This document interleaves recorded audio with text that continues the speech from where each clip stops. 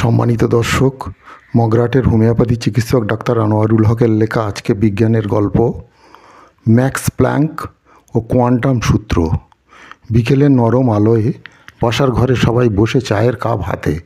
দাদা অনিক, বোন আখি আর ছোট ভাই ইরাক আজ আবার নতুন একটা বিষয়ে আলোচনা করবে। আজ আমরা এক অসাধারণ বিজ্ঞানীর গল্প শুনব, ম্যাক্স প্ল্যাঙ্ক। অনিক বলল। আখি ভ্রু কুঁচকে বলল, ম্যাক্স প্ল্যাঙ্ক কে উনি? উনি এমন একজন বিজ্ঞানী যিনি কোয়ান্টাম মেকানিক্সের ভিত্তি তৈরি করেছিলেন। অনিক বুঝিয়ে বলল। অনিক বলল, শুরু করা যাক আজকের গল্প। গল্পের নাম দিয়েছি কোয়ান্টাম বিপ্লবের শুরু।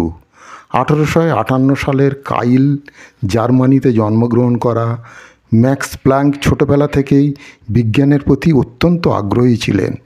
তিনি মূলত থার্মোডাইনামিক্স ও শক্তি সংরক্ষণের সূত্র নিয়ে গবেষণা করছিলেন।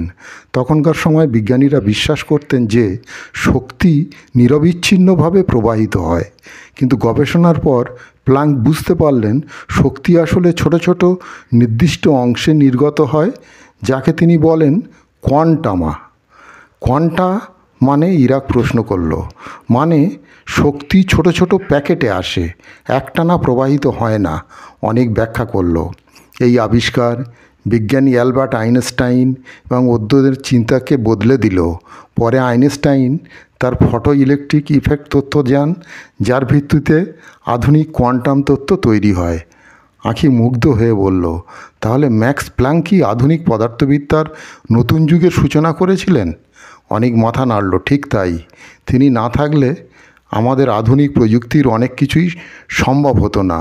লেজার, কম্পিউটার চিপ, আধুনিক চিকিৎসা প্রযুক্তি, সব কিছুর ভিত্তি কোয়ান্টাম তথ্য।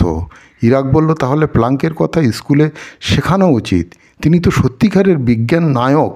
সবাই হেসে সম্মতি জানালো আর চায়ের কাপ হাতে নিয়ে বিজ্ঞানীর প্রতি শ্রদ্ধা জানালো। তিনি আলোর দিগন্ত খুলে দিয়েছিলেন। তো সুপ্রিয় দর্শক, আজকের এই বিজ্ঞানের গল্প যদি আপনাদের ভালো লেগে থাকে, চ্যানেলটিকে সাবস্ক্রাইব করে রাখতে পারেন আর ভিডিওটিকে লাইক ও শেয়ার করুন। ভালো থাকুন, সুস্থ থাকুন।